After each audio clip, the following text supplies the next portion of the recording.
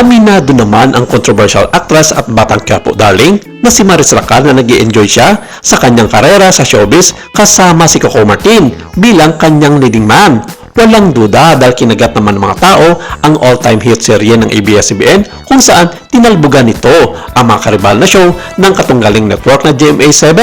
at maging si Coco Martin ay mutual ang feeling with Maris Racal na pinahanga ang dalaga dahil sa sobrang galing ito umakting at walang keme sa mga kung anong ipapagawa ng mga co-directors ng Batang Quiapo. At kung matatandaan pa noon nang inilantad ng kapamilya actor-director na si Coco Martin ang dahilan ng kanyang pagpili kay Maris Racal bilang isa sa mga bagong karakter sa Batang Quiapo. Sa kanilang exclusive interview noon sa CCM Productions, nausisa ang lead star ng naturang teleserye kung bakit ang dalaga pa ang napili nito sa dinami-dami ng pwedeng maging leading lead nito sa kanyang serye na Batang Quiapo. Chika pa ni Maris noon, nagulat raw talaga siya nang nag-request si Coco Martin na mag-meeting sila para i-discuss ang kanyang karakter at magiging papel sa nasabing serye. Personal kasing pinili ng actor-director ang bida ng award-winning film na Sunshine para sa gampanan ang karakter na si Ponggay Garcia, isang babaeng pulis. Nakita raw kasi ni Coco Martin ang potensyal ng actress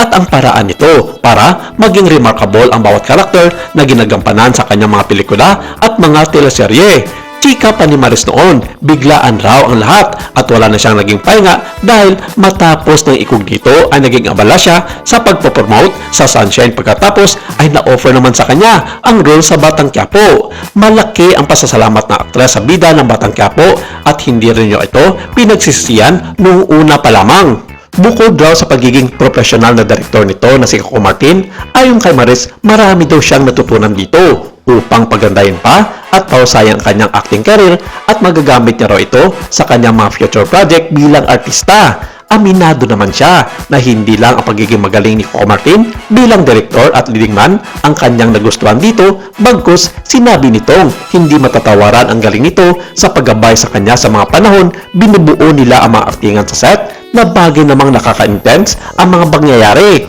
Sabi niya, isa raw sa mga hindi niya malilimutan ay ang mga kakulitan ni Coco Martin sa likod ng mga eksena at ang naging mainit na paggabay sa kanya sa kung paano humalik na makuha ang atensyon ng mga manunood. Aminado siyang gustong-gusto niya ito at walang halong mali siya dahil natural lang na nangyari ito sa lahat ng mga ginagawang mga pelikula o teleserye hindi lamang sa Pilipinas kundi sa ibang mga bansa din. Pasadong-pasado sa kanya ang mga halik at yakap ng kanyang leading man na si Coco Martin at ayon kay Maris, isa raw ito sa mga pinakamagandang kissing scenes na kanyang naranasan mula na mag-umpisa siyang maging artista sa industriya. Well, ano naman kaya ang magiging reaction ng longtime partner ni Coco Martin na si Julia Montes sa bagong payag na ito ni Maris Racal? Abang-abang tayo sa magiging update sa Batang Quiapo para sa iba pang mga aksyong drama.